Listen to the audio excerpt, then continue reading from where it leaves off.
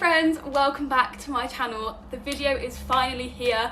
I am finally filming my review of the Roche Solo Micropump. I've been saying I've been going to do it for ages, but there's been a few things I've wanted to wait for a while so I can fully work out my opinions of them, what I like, what I dislike.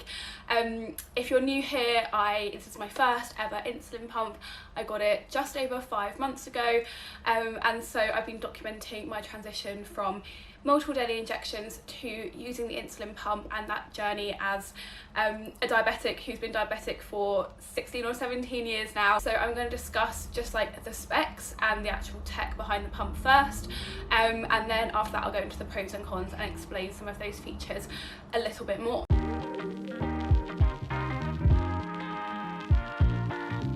Just a disclaimer though, obviously all of the pros and cons are from my personal opinion. Other people may have different experiences with the pump, so I'm just trying to give you as much information as I can, all based on my personal experience. So the first thing to note, and one of the things that I mentioned in my video where I explained how I chose this pump, is that it is a patch pump. So this is the diabetes manager. It sits separate to the actual pump, which sits on your body just like this. So as you can see here, I've got mine on my leg. So obviously with this being a patch pump, it means there is no tubing, and the diabetes manager is connected to the pump itself via Bluetooth. The pump itself is 6.1 centimeters long, 3.8 wide and 1.3 centimeters deep. So it does sit fairly flush to the skin. However, I would note that the pump is detachable. So the bit that goes into the skin, there's the infusion site where you have the sticker, and that bit holds the pump, and then you click the pump into place. So the actual sticker that sticks on your skin is bigger than the actual pump device itself. So it does make the overall site slightly larger, and it does stick out slightly more than 1.3 centimeters, just to get it attached into that pump holder. The main reason why the pump is detachable from the holder and not just all in one unit like the Omnipod is because this pump runs off of a zinc battery which needs constant airflow, and so therefore it is not waterproof. So you need to be able to attach it and detach it so that obviously you can have a shower and bath and that kind of thing without breaking your insulin pump. The reservoir of insulin itself holds 200 units, and each reservoir needs to be changed a maximum of every 4 days, and the infusion site a maximum every 3 days. However, there is a bit of a caveat to that, which I'm going to go on to in the pros and cons. And the pump is approved to wear on your thigh, like I am, your stomach, your upper arms, or your lower back. I haven't tried the lower back yet, just because I'm a bit nervous of that, not being able to see the site and sleeping and that kind of thing, but I'm sure that's something I will explore later. If you do want to hear a bit more about my favourite sites, then do go ahead and check out my video that I made all about how to change an infusion site and change the reservoir assembly for this pump. I filmed a how-to guide on that, and also spoke a little bit about my favourite sites. One thing I will say though, after filming that and experimenting a little bit more with sites, is that I do find the arm site actually isn't very good and very effective, but again I'll come on to that in the pros and cons. In terms of the diabetes manager itself, it is very much like a phone. It has a rechargeable battery. It also comes in the bottom here with a place to put in test strips, because it does have a built-in glucose monitor, and you can get these test strips on prescription once you get this pump. It has PIN code access so that no one else can access your pump and do anything to your insulin. It has 3 different types of boluses, 5 pre-programmable basal rates that you can set up, as well as customizable alerts and alarms for things like changing your infusion site, changing your pump base, and changing your reservoir and stuff like that. And it also has really helpful videos in this, just like a phone, for reminders on how to do things like changing sites and all that kind of stuff. Videos are in here, which is super helpful. And one thing I did just realise that I forgot to mention is that the pump base itself is replaceable every 4 months. So you change the reservoir 4 days, infusion site 3 days, give or take, and the pump base itself every 4 months. And again, you can set up a reminder to do that, because who's going to remember to do something in 4 months' time? Not me. So now I've done a bit of a whistle-stop tour of those specs. I'm now going to talk a bit more about them in detail in the pros and cons. So we'll start off with the pros, because I always like to start off on a positive note. And the first thing to say, which is kind of the first point that I made, is that it is a patch pump, which means no tubing. I find it so much easier for outfits. Well, I say easier, I've never had a tubed pump, so I wouldn't know. But for me, in terms of going to the gym, having a really active lifestyle, I really wanted a patch pump. I didn't want to have to worry about tubing, and where I was going to put my site to fit for different outfits. Having it as a patch pump with no tubes and being disconnected from you, and you can just sleep how you want without having to worry about where you're going to put your pump. Obviously I've never lived that way, so I don't know how inconvenient that is, but for me it was a real turn off in the first place of getting a pump. So having a patch pump was really important, and I really appreciate that feature. Another thing to note is that the diabetes manager, like I said, it's very much like a phone. It feels very intuitive, really easy to use. It's got a bright display, it has those helpful in-app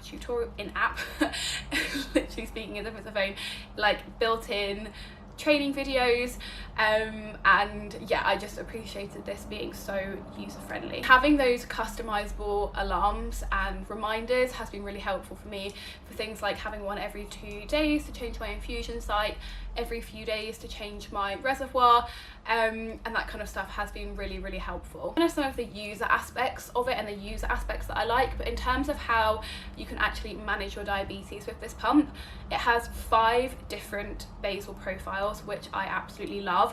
So I can have ones pre-programmed in. I have my training day basal rate, my rest day basal rate, I have one for pre-period because I get very resistant before my period, and I also have one for illness, which means that when one of those situations arise, like getting my period or like getting sick unexpectedly, I don't have to then worry about what I'm going to do because I already have the basal rates programmed in, and with a click of like 2 buttons I can switch onto that basal rate and know that my diabetes is going to be a lot better managed a lot quicker, because it's already set up, and I don't have to have that like mentally draining process of working out what I then need to do with my insulin. The basal rate is also adjustable up to the nearest 0.01 unit per hour, which is so precise, and something that I absolutely love, because if you are someone who takes not very much insulin, the difference between like 2 units and 2.01 or 2.02 units can sometimes be a big difference, and you can have up to 24 different rates in any 24-hour period. So you can have a different rate for every single hour of the day if you needed to, and you can do it from every 15 minutes. So you can have a new basal rate start at 2:15 in the afternoon, and then at 3:30 you can have a new basal rate going, whatever works best for you. So it is really customizable, and so you can really get that basal profile to match as close as possible to what your own pancreas would be doing, and that is something I find absolutely amazing. In terms of boluses, you can set your bolus to the nearest 0.05 units up to a 2 unit dose.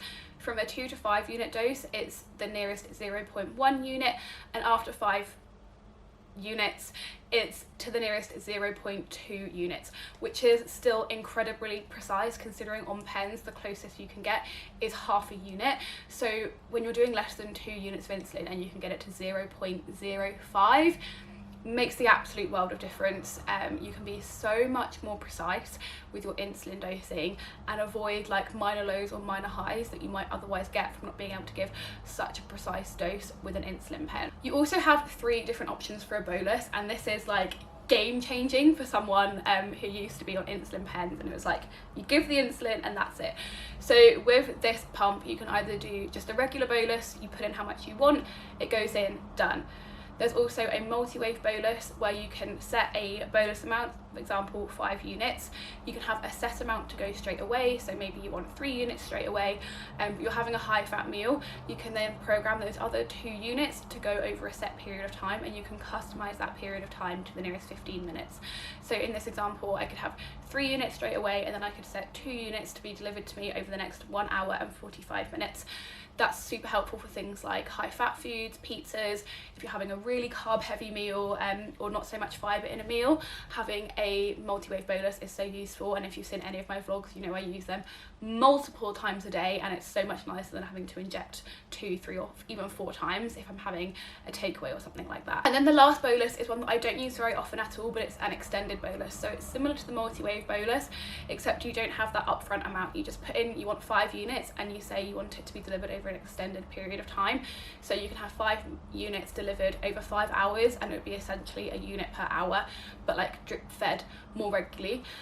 In like smaller increments, but you just don't get that upfront amount. You have those 3 different types of bolus, and then on top of that you have a thing called a quick bolus. So the diabetes manager doesn't actually have to be near the pump for the pump to just continue working automatically. If you leave your diabetes manager at home, the pump will carry on delivering whatever basal rate it was set at, and you can bolus directly from the pump. There's 2 buttons either side, and you can press them in a specific manner, and it will deliver that bolus without you needing to have the diabetes manager, which is really useful in case you do forget it, or if the diabetes manager breaks down for whatever reason.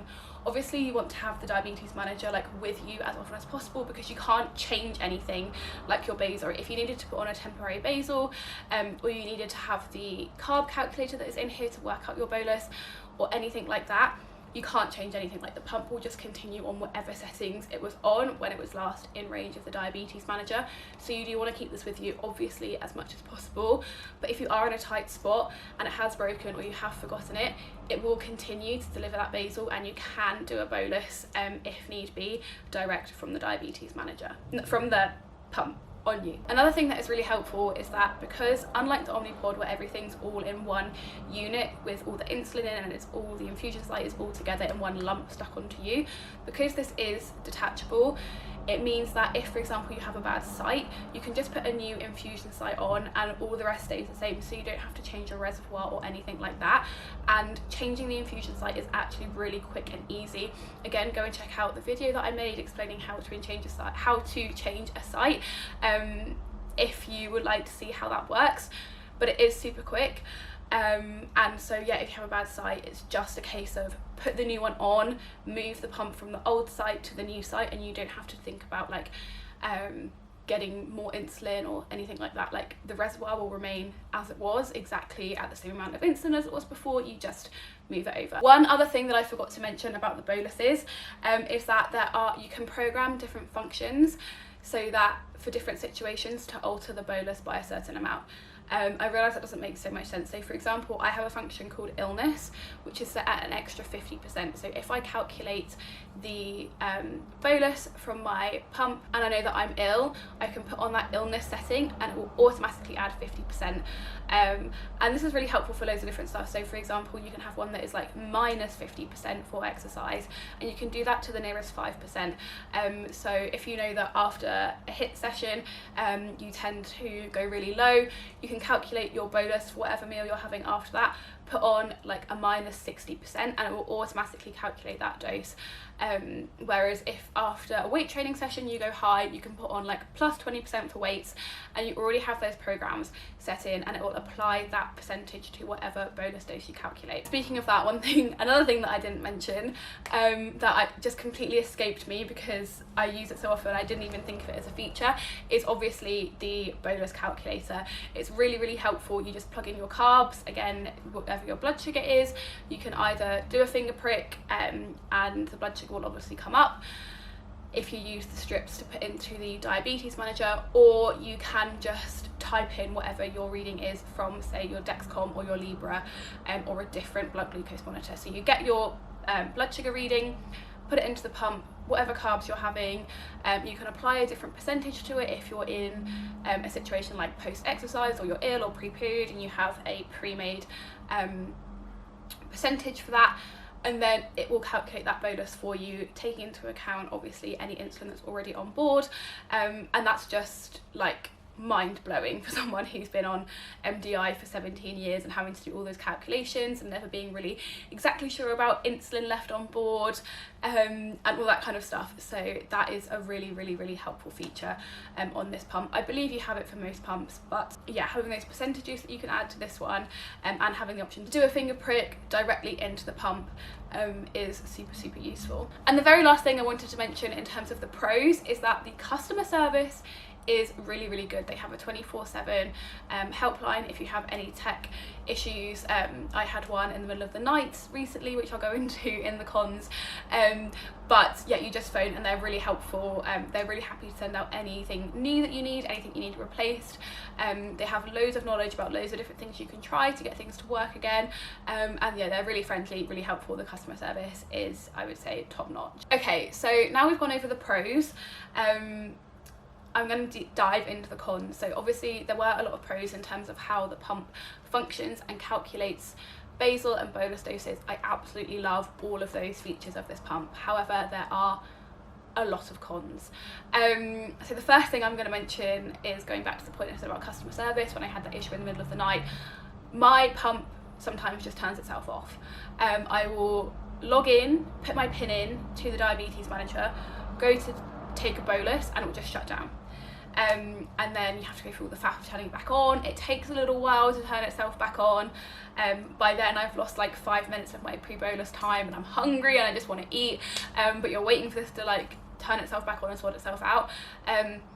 I was having a really bad problem with that. It was happening like several times a week. They have sent me a new battery, and it is a lot better. It doesn't do it as often, but it does still do it. So that is just something that's really annoying. And also, luckily it hasn't happened overnight, but I don't know if it did happen overnight or something like that, whether my basal would continue. I assume it would, because the basal continues no matter whether this is in range or not, but that's just something to be aware of. It's really annoying, and it's just one of those things that shouldn't really happen. So that is one of the errors on the diabetes manager itself that really annoys me. The other thing is, although it is very intuitive to use in terms of doing basal rates and boluses and stuff, some of the stuff in here I feel like isn't exactly where you would expect it to be. So for example, if I want to change my carb ratio at a specific time of day, I always think it's going to be in bolus settings, because obviously it's when you're doing your bolus, but it's not. It's under time blocks, because you're changing the settings of that time of day in the pump, if that makes sense. So for each time block you set what range you want your blood sugar to be at between whatever hour and whatever hour, and then what your insulin to carb ratio is and what your correction factor is. But I always assume my insulin to carb ratio is going to be in bolus settings, because it's about doing a bolus, but it's not. It's in there. So some of the stuff does take a little while to find. In terms of the pump itself, obviously, like I said, it's not waterproof. That is kind of really annoying.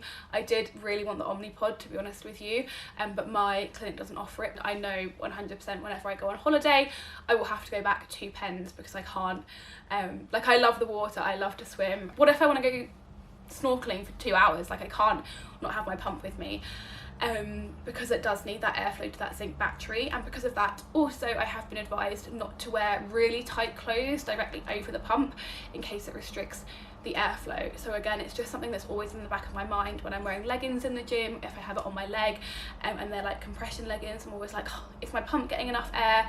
If I sleep on it, like if it's on my arm or on my leg and I'm sleeping on my side, like, am I restricting the airflow? Because there's obviously, it's like being pushed into the duvet or the mattress. So that is something that's really annoying, and I don't really know why they've done it that way. Like, if the Omnipod can have an enclosed battery, why can't this one have an enclosed battery? Like, that logic doesn't make all that much sense to me. The other thing is that the reservoir holds 200 units of insulin, which means that for a lot of us who go through more than 200 units every 4 days, you will have to replace the reservoir more often than that anyway. I personally have to do every 3 days or every 2 if I'm ill and having to have a really high basal rate. So you do end up wasting a few reservoirs that still have life left in them because their battery is still running, but you've like run out of insulin, and you can't top up a reservoir once you run out of insulin. Like, once that insulin's gone, you have to get a new reservoir, fill it with new insulin. You can't add ever anything else after that initial like filling up the reservoir. So that's something that's a little bit annoying. You do feel like you're wasting quite a few supplies a lot of the time. But the reservoirs aren't the worst bit. The cannulas are awful. If you've seen any of my recent vlogs, you'll know that I was having loads of problems with my infusion sites just failing. You have 2 options of cannula size. You can have a 9mm cannula or a 6mm. When I got the pump, I was told to start off using the 9s because apparently 6mm cannulas were like working best for people who are super lean.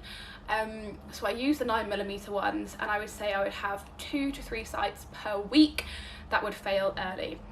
I noticed this, and so instead of changing every 3 days, I changed every 2 days, and I still had the same problem. I'd still have minimum of 2 sites a week that would fail early, and obviously that leads to horrendous blood sugar results. I just kept going high and high and high, and I got this paranoia every time I went high. I wondered whether it's something that I had actually done, like I had done an incorrect carb count or something like that, or whether my site was failing, and it just sent me into this spiral because I wouldn't want to leave the house in case I had a bad site, and then I'd have to change my site like on the go, out and about, and again, you don't want to keep, I felt like I had to change the infusion site every time I had a high, but you don't want to have to keep doing that because it's a waste of supplies, and it might be that you're not high. It might be that it's not the infusion site, sorry, it might be that you are just high. So you always have to wait out that high and see where you trend, and then if it doesn't come down, then you know it's the infusion site.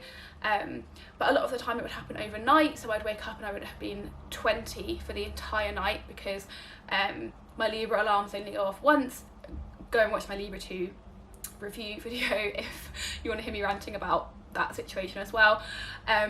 So you'll do a correction, think everything's fine, and then turns out the correction doesn't go in because the infusion site's failed, and you'll be high all night. It led to me feeling very sick on multiple occasions when I woke up in the morning, and it would often happen on like the night of day 2. So I'd put it on in the morning of, say, Monday, and then Tuesday night it would always happen, or even earlier than that. So then I decided to change to the 6mm cannulas because I found out as well, I don't really know why they recommended the 9mm, because the Omnipod has a 6.5mm as standard, and that seems to be, as far as I'm aware, seems to work fine for most people. So I went to the 6mm ones, and it went really well for a while. So each box is 13, and for my first box of 6mm I only had 2 bad sites, which is 2 for 26 days, so basically 2 a month, which obviously compared to 2 to 3 a week is a whole lot better, and definitely a situation I could live with. Then I'm now into my second box of 6mm cannulas, and I had like 3 bad sites in a row, which obviously left like days of bad blood sugars, feeling really ill, not really knowing what to do with myself, and so yeah, I think I'm about halfway through my box of 13, and at least 3 of them have been bad. And so I don't know whether it's just a bad batch, like this box is just a bad set of 6mm ones, or whether I was just really lucky with my first set of 6mm ones. But I have read there is a Facebook group for people using the Roche Solo Micropump, and daily there are comments in there about how the cannulas are awful. You see some people say that like they have had really good customer care and stuff, but then other people say that Roche don't acknowledge that this is an issue, even though there are very clear issues with their cannulas. A lot of people saying they are not fit for purpose, and so I'm a bit like frustrated with the situation at the moment. Obviously, like I said, I did have a good batch of 6mm cannulas, so I'm going to give it a bit longer, but I really don't want to have to be forced to go back to MDI, because when the pump works, it is magical. It makes my life so much easier. When it's working, my blood sugar is so much more in range, but given the percentage of the time that it's not working, my HbA1c is worse than when I went on the pump, my time in target is worse. I'm currently about 53% in target, whereas previously I was at between 70 and 80% in target. I did think it was just me taking a while to get used to things, but it's been 5 months, and it's not like I've been very like carefree and like not putting effort in. I'm someone who I put a lot of effort into my diabetes management. I've tried everything. I'm currently this week at 18% of my time hypo, because I've had good sites for the last 3 days, and my rates were just all messed up from having previously loads of bad sites, and so suddenly my insulin is being a lot more effective because it's in a good site, and my cannula is working well, and the insulin is hitting me like a lot more than it used to. So I go from swinging between not being able to get down into range because the cannula is not working, and insulin isn't absorbing, to then having a good site, and suddenly I've got like all of this insulin and it's being really effective, and I'm hypo 18% of this week. I've had 18 hypo events in this week, and that's just not fun. Like, I can't tell you how draining that is.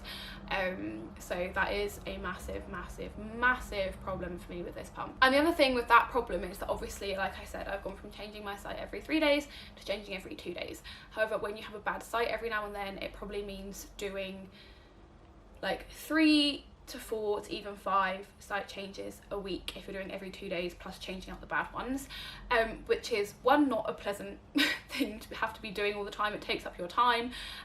Sometimes it does hurt, like it doesn't hurt loads, but sometimes it does sting quite a bit, and then also it means that I'm running out of sites very quickly, because obviously you want to rotate your sites as much as possible, but there's only so many sites available. to you, because the adhesive part of the pump does make the site itself quite big. There's only certain areas of your stomach, for example, you can put it without the adhesive then going over like a fold in your stomach, which means that it's going to fall off, because every time you bend down it's creasing the adhesive and making the pump kind of fall off. I did buy some skin tack wipes and that has really helped, and I'll leave a link down below to people in the UK to access them, because I know skin tack is for some reason tricky to buy in England for whatever reason. So I do have those skin tack wipes, which I can use if I am going to have to use one of those like bending over sites. But yeah, on my legs, like my legs are a lot more muscly than my stomach, so there's a lot of space where I can't use because it goes right into the muscle and causes me absolute agony. So I have to find somewhere where there's like enough fat on my legs, and also where it's not going to get knocks every time I'm using the barbell to do hip thrusts. So I basically only have the side of my thighs in a very specific location to avoid the barbell and to avoid my muscle. I only have a small space on my stomach where I can use the site without it going over like where like the natural bend in my stomach is, which makes it fall off. Haven't used my back yet because I'm a bit scared, and then the arm sites, they're just awful. I haven't had a good site on my arm yet. They only last one day maximum. So I'm running out of sites very quickly. I'm very conscious that I don't want to create any scar tissue because of having to change the sites often.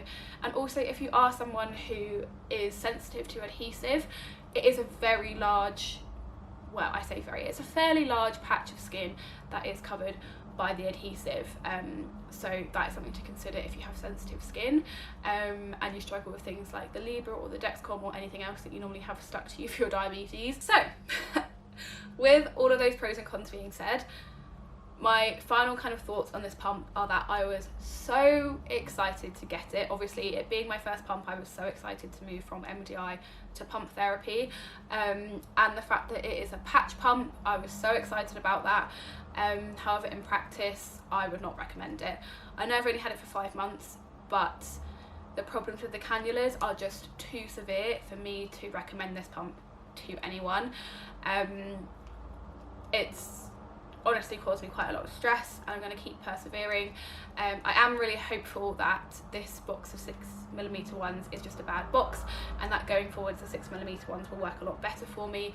Otherwise, I have no idea what I'm going to do, to be honest with you.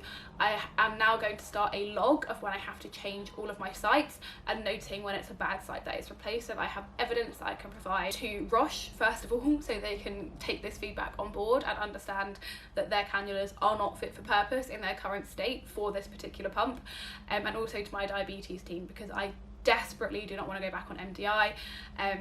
You are meant to sign up to your pump for 4 years. However, there may be a point where it comes to that I'm going to have to like beg and see what I can do to try and get a new pump, because I'm not going to live my life at 53% in target with 18% of the time in hypo 1 week and like 30% being high the next week. That's not the way I want to live my life. It's worse than when I was on MDI, even though the pump itself makes life a lot more convenient when it does work, and we'll see what the options are. It may be that I even have to go to a tubed pump, which I really don't want to do, but this is the only patch pump available at my diabetes clinic, so it kind of looks like those are my options if they would even accept me transferring onto a different pump. So I'm going to keep a really accurate log of all of this. But yeah, I mean, I do, the basal rates, the bolus settings are amazing on this pump. I love the carb counting feature. There's so much good tech in here.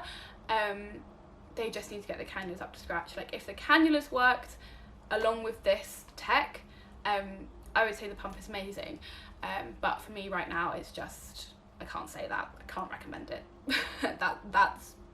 That's the truth. So yeah, I hope this video was useful to you if you're looking at different pump options or just curious about the Roche Micropump. I feel like the Omnipod is a very popular, very well known patch pump, and the Roche not so much, so I wanted to kind of share my insight onto it. Again, other people may have different experiences, so please do share down below if you use this pump and have any advice to offer or any other insights, and we can start like a thread of information down there. That would be amazing. But yeah, for now that is it for this one, and I will see you soon.